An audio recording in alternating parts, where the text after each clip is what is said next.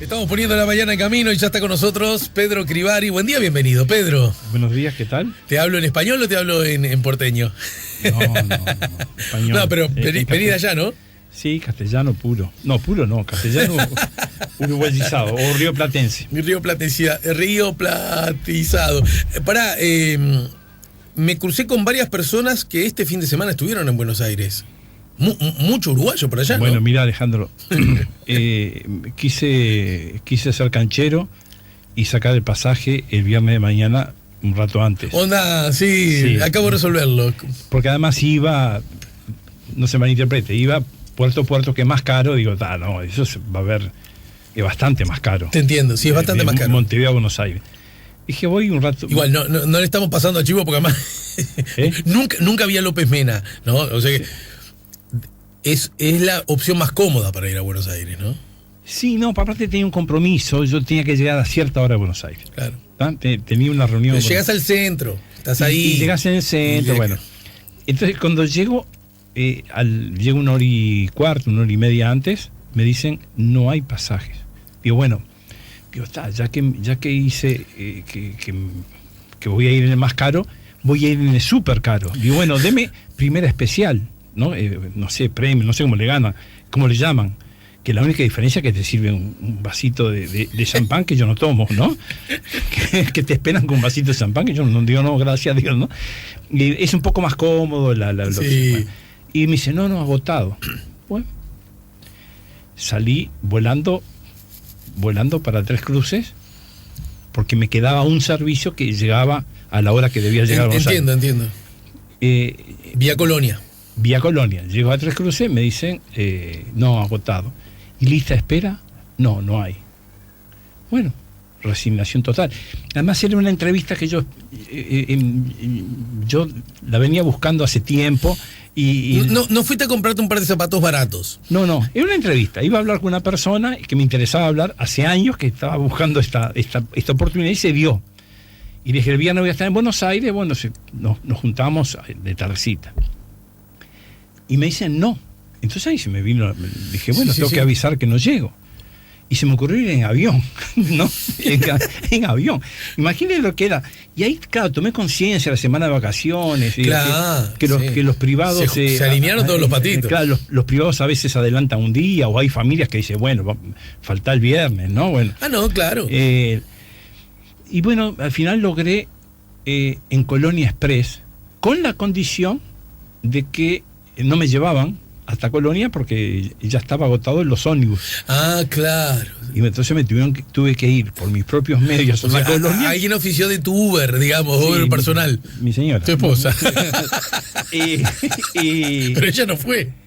¿O sí? No iba ella. No, pero bueno, una horita en Colonia siempre es lindo. Siempre es lindo, es verdad. Pero eso te indica... Eso fue lo que vos le decías para convencerla. Sí, claro. Eso te indica el flujo de gente que fue. Claro, es impresionante. Claro. Imagino lo que debe haber sido el sábado y lo que va a ser el retorno domingo 22, ¿no? Claro, el último fin de semana de estas vacaciones, por de algún modo decirlo, ¿no? Está lleno de... lo que pasa es que se desplomó la moneda argentina, ¿no? El peso argentino. Y para nosotros, para los uruguayos, para los brasileños, es barato. Sí, claro. Para los argentinos es imposible. Se vive un momento. Ayer decía, no sé si un economista Melconian, en un programa de televisión argentino. Melconian es un economista ortodoxo, liberal, ¿no? Sí, decía que es muy feo vivir en una sociedad en la cual mucha gente pasa mal. Es decir, uno puede pasar bien. Yo paso bien. Y los que estamos acá, dicen, no tenemos problema, ¿no? Porque seguramente ganan en dólares, ¿entendés? Dice, pero es muy difícil convivir con una sociedad, con una ciudad, una comunidad, con vecinos, que todos tienen necesidades, pero necesidades básicas, ¿no? Muy complicado. Ya no la gente en situación de calle, que la hay, como la hay acá, como la hay en muchos países del mundo, ¿no? Sino familias de trabajadores, familias de clase media que están pasando necesidades reales. Es decir, es un problema que le va a costar. Argentina siempre se levanta, lo dijo el otro día, hay un artículo de Sanguinetti publicado en La Nación, creo, este fin de semana, que maneja esa idea de que Argentina vivió muchas crisis, lo cual es cierto, a nivel contemporáneo. Son crisis como recurrentes cada 10, 15 años, y muy violentas y muy severas, y siempre se levanta porque tiene recursos naturales importantes, ¿no?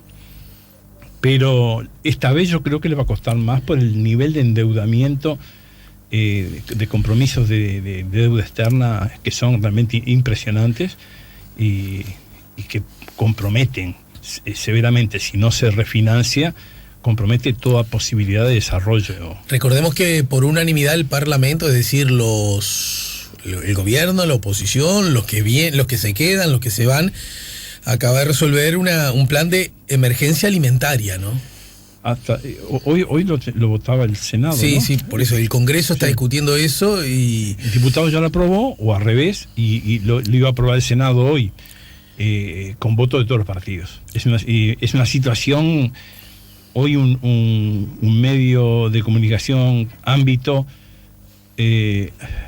financiero creo que se llama, se le conoce como ámbito, que es un diario económico, el diario, todos los días sale económico, que refleja un poco los puntos de vista del mercado, digamos, no necesariamente de la oposición o el gobierno. Habla de que cada argentino debería recibir 250.000 pesos para compensar lo perdido. 250.000 pesos argentinos. Sí. Son 205, un poquito más nuestros. Menos, 230.000 pesos nuestros. Si lo llevas a dólares, bueno, según donde quieras comprarlo, justamente, esa es otra variante, ¿no? Lo cual ellos lo tienen que hacer. ¿Cuánto está el dólar ahora? Ya, y lo que a 60, ¿no? 60. Lo que ha resuelto el gobierno es darle 2.000 pesos argentinos extra a cada trabajador. Y el empresariado, buena parte del empresariado dice no estamos en condiciones de darlo. Y para los curiosos que debe haber entre los oyentes, ¿y pudiste tener esa reunión que vos buscabas? Y sí. ¿Te vas a vivir en Argentina? No, yo tiro. No, para nada. No, pero tampoco hay que creer misterio. Es una reunión de una persona, digo, que está muy ocupada y bueno, y no era fácil reunirse. Entiendo. Cuando él podía, yo no yo tampoco viajo vía por medio a Argentina, ¿no? No, pero además la vez que estás dispuesto a pagar primera, te dicen que no hay. Elegí el día equivocado para viajar, ¿no? Sí. Pero inclusive con el Express está haciendo inversiones, me comentaron, de nuevos barcos. Ajá. Es decir, no hay que convencerse de que vamos a tener una temporada muy complicada. Mira, por el lado de los argentinos. Recién mandé un implícito chivo a Buquebus por la comodidad que significa el puerto, que es bastante caro, pero que tiene la ventaja esa de que subís al puerto de acá y bajás al puerto allá, ¿no? Y esa es una ventaja. Pero pará. También digo que Colonia Express tiene algo muy bueno también, porque yo las he usado todas, y es que como te deja en la Dársena Sur, la que está a la altura de San Telmo, por decir algo, ¿no? Si vas para esa zona, es perfecta porque estás ahí, caminando te movés, ¿no? Y lo que tiene mejor es el sistema de cola de taxis para que puedes tomar ahí mismo para donde tú quieras. Que en el puerto, en Dársena Norte, eso no existe, porque siempre es un caos, no hay taxis, se pelean entre ellos, hay 200 que te tratan de manotear, ubicás a qué me refiero, ¿no? Sí. Es como complicado, claro, que si estás centro, es muy céntrico, estás en Córdoba, vas caminando. Si vas por Buquebus, lo mejor es salir caminando. Eso, yo lo hago eso hace años. Salir caminando. Pero la otra, si vas un poquito más lejos, que caminando no te dé, ya sabes que el taxi te está esperando y eso es cómodo también. Sí.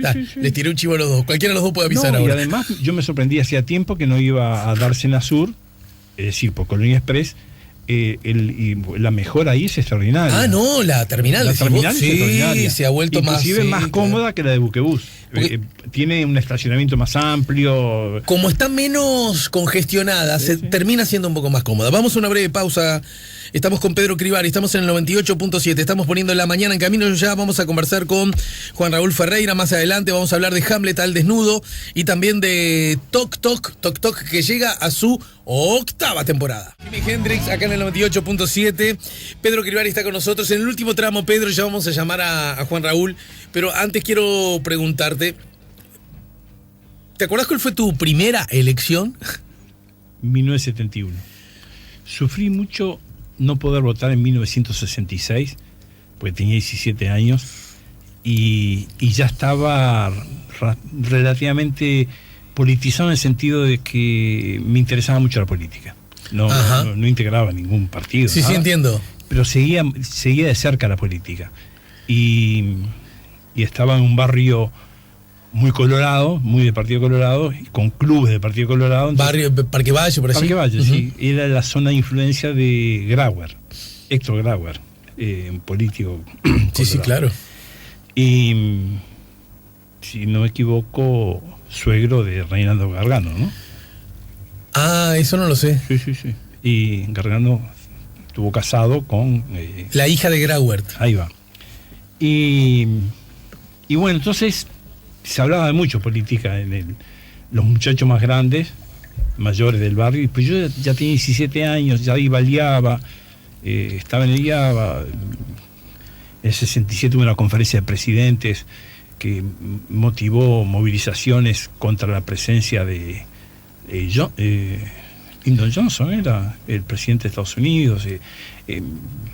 Estaba ya comenzaba la agitación social producto de una crisis económica bastante importante. Se terminaba el Uruguay de las vacas gordas, venía terminándose, digamos, en un proceso, pero la primera elección fue en 1971. Con lo que razono, dictadura mediante, es decir, por esa razón,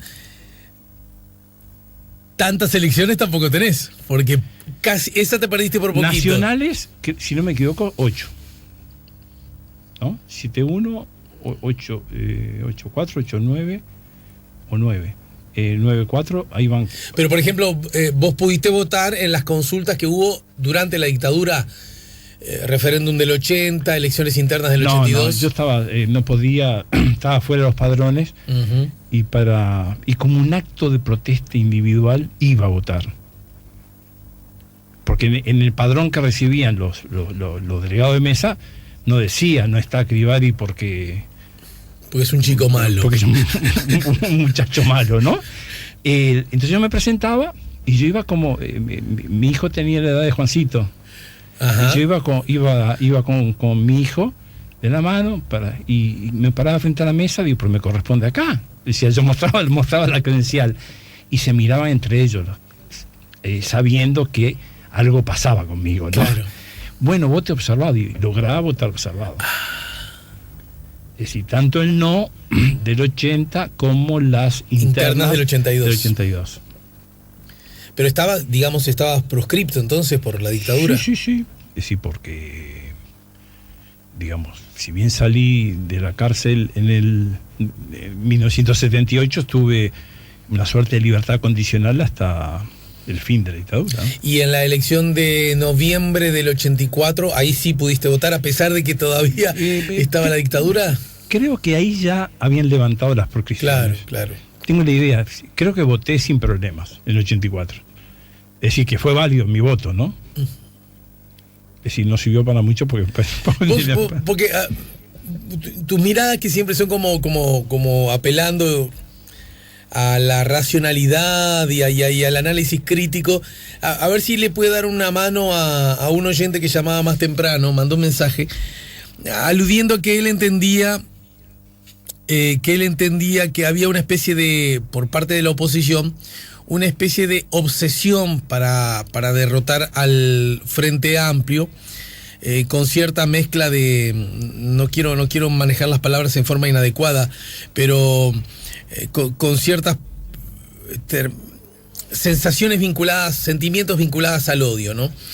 Entonces, yo traté de recordar, para esbozar una, no respuesta, sino un intercambio, traté de recordar una frase que Sereñi hace algunas décadas dijo en el marco de una discusión en la interna del Frente Amplio, cuando uno de sus compañeros señaló: lo que pasa es que la derecha hace lo imposible para que nosotros ganemos. Y Sereñi respondió: es verdad, del mismo modo que nosotros hacemos lo imposible para que ellos pierdan, ¿no? Entonces, para tratar de encontrar un justo medio, que la oposición tenga como obsesión electoral que pierda el gobierno y que el gobierno tenga como obsesión electoral mantenerse en el mismo, parece ser hijo de la lógica de las elecciones. Pero ¿dónde estarían los cruces inadecuados, incluso en el intercambio entre personas que piensan distintos? ¿Dónde ya estaríamos, dijéramos en el barrio, yéndonos de mambo? No sé, obviamente que la visión de una persona, estaba pensando mientras tú hablabas, que votó 8 veces y hubo 2 elecciones que no se hicieron, ¿no? Sí. Si no me equivoco, sí. Dos que no hubo por dictadura. Claro. Es distinta necesariamente tiene que ser distinta de una persona que esté irrumpiendo en la vida política como votante, digamos, no como ciudadano, o que lleva un tránsito de menos años. Es decir, uno que ya ha pasado por varios estados de ánimo y varias situaciones, no digo que conoce todo. Yo siempre comento que me impresionó hace muchos años, capaz que vos tenés claro el año, cuando un día caminando por 18 de julio me enfrento al Teatro Galpón, y veo un cartelón enorme anunciando una obra, Nada nuevo bajo el sol, ¿no? y fui a verla, un clásico griego, ¿no? Fui a verla y me quedó desde ese entonces, me marcó esa obra. Y en verdad las situaciones no se repiten idénticamente, igual, pero hay como un juego circular en la historia de la humanidad, ¿no? Y también en la historia política de los países. Sí. Digo todo esto porque a mí, si bien me disgusta y me deprime, lo hablábamos fuera de micrófono, sí, me deprime el tono, me deprime, no me atraen ahora las campañas, no me atraen. Debo reconocer que Uruguay tiene una característica de partidos bastante estables, que este año se sacudió un poco el avispero, ¿no? Entonces hay como un 80% o tal vez un poquito más de votos seguros. Cada partido tiene un caudal de votos seguros. Y para poder ganar en un esquema de polaridad como el que se viene dando desde hace muchos años, ¿no? Por lo menos todo este siglo, de dos agrupamientos, del Frente Amplio por un lado y un conjunto de partidos que se oponen al Frente Amplio, que podrían eventualmente conformar una coalición de gobierno. Sí. En ese esquema, la disputa de ese 15-20% de votos más volátiles se hace dura. Claro. Y bueno, y ahora entraron a jugar en los últimos años cada vez más los medios de comunicación, los medios de comunicación, no nosotros, que nosotros tenemos, creo, una baja influencia en la formación de opinión, ¿no? Pero sí los grandes medios de comunicación pasan a ser actores de primer nivel, a veces más importantes que los propios partidos. Ajá. Y como los medios de comunicación, lo hemos dicho varias veces, responden a expectativas empresariales, intereses, visiones de la realidad, ideologías, mal que eso parece una mala palabra, pero hay un sistema de ideas sobre cómo debe ser el mundo y cómo debe ser el país. Claro. Entonces se da una situación de rispidez muy grande en las campañas. Sí. Porque juegan los medios, jugamos los profesionales, los comunicadores, que no somos los medios, somos otra cosa, sí, pero también estamos ahí emparentados, juegan los partidos, y juegan las expectativas de grupos de presión, juegan los sindicatos, los empresarios, la masonería, la iglesia, el Opus Dei, hay muchos centros de presión. Y cada día en el mundo, ya no acá, si uno mira la elección de Estados Unidos fue muy ríspida también, en Argentina, en Chile, en Brasil, se dicen cualquier cosa. Es decir, entonces, para una persona, también se decía en el 71, que fue mi primera experiencia electoral, que yo trabajé por el Frente Amplio en el 71, trabajé en sentido... Sí, que militaste. Sí, de voluntariado total. Se decía que si triunfábamos nosotros, se iban a llevar a todos los niños para Rusia. Era espantoso que se decía. Lo peor, que lo cruelmente gracioso, es que se decía de verdad. Y había gente que lo creía, claro, lo peor. Claro. Y hubo, creo que faltando 3-4 días para la elección, una caravana orientada a eso, de los dos partidos tradicionales. Se ve que no había encuestas muy fieles en aquella época, sí, claro. y la movilización tan grande del Frente Amplio asustó. Claro, intimidó y decía, oye, capaz que esta gente gana. Hay que pensar que era otra forma de campaña. Hoy se juega mucho en las redes, en los medios, y aquel entonces el Frente Amplio, en el cierre de acto, llenó de la calle Libertador, que era Graciada en aquella época, se llamaba Graciada, sí, claro, del Palacio Legislativo hasta 18 de julio, del Palacio a 18, sí. Lleno. Y hay fotos, hubo un diario dirigido por Fasán, un diario vespertino, que durante... ¿El BP Color era? No, o era... Como le cerraban los diarios y sacaba otro diario, ajá, podía ser Democracia ya de frente, uno de esos. Durante el desarrollo del acto, sacó una edición con una foto tomada de altura, que tomaba todo ese río humano impresionante. Sí. Entonces, muchos de nosotros, muy inmaduros, decíamos, podemos ganar. Claro. Y el Frente Amplio creo que llegó al 18%. Sí, 18. De los votos. No tengo claro cómo votó Montevideo, porque ni siquiera la intendencia de Montevideo ganaron. No. Que pudo haber sido una posibilidad, claro, ¿no? Claro. Y lo mismo pasó en el 84, que parecía que ganaba Montevideo. Y si bien votó bien, no pudo ganar Montevideo. Lo gana... Aquiles Lanza. El Partido Colorado, Aquiles Lanza, al poco tiempo muere. Que fallece. Entonces... no sé, nos fuimos lejos, pero no me gusta cómo se discute, no me gusta cómo se descalifica. Pero ahora es parte del juego. Pero también es parte del juego. A mí personalmente, y a otro muchacho, en donde está la Mutual en Rivera, en tu barrio, en Rivera Boulevard. Sí. Donde está la Mutual. La Mutual de Futbolers. El día previo a las elecciones, salimos a pegar unos carteles. Estaba prohibido porque había la veda, pero nos paró un patrullero, no nos llevamos presos de asco, nos destrataron, nos arrodillaron, es decir, porque estábamos a la luz del día, lo hacíamos, ¿no? No ocultábamos. Es decir, siempre hubo situaciones. Pero todo lo que me estás diciendo va en la dirección que yo sospecho, y es que a veces cuando creemos que ahora no sabemos discutir, que ahora no intercambiamos ideas, que ahora somos capaces de ofendernos, como si en algún momento sí intercambiáramos bien y resulta que era otra época. Te amenazaban con llevar a los gurises a otro país. Sí. Ese nivel de argumentación no existe, ni por un lado, ni por derecha, ni por izquierda, ni por centro, ni por arriba, ni por abajo. Me entristece. Cuando no doy nombres, ¿no? Cuando figuras que tienen muy buen nivel cultural y de formación política caen aún hoy, y es un fenómeno transversal al sistema de partido, caen en comentarios descalificadores muy rústicos, muy vulgares, ¿no? Eso pasa en todos los partidos y pasa con dirigentes políticos a los cuales uno, sin necesidad de estar suscrito a sus ideas, a su visión del mundo, cada uno piense lo que quiera. Pero voy a terminar esta columna para que me digas quién. Cuando se dice si gana aquel o quieren es decir, cuando se niegan datos de la realidad, porque hay datos objetivos.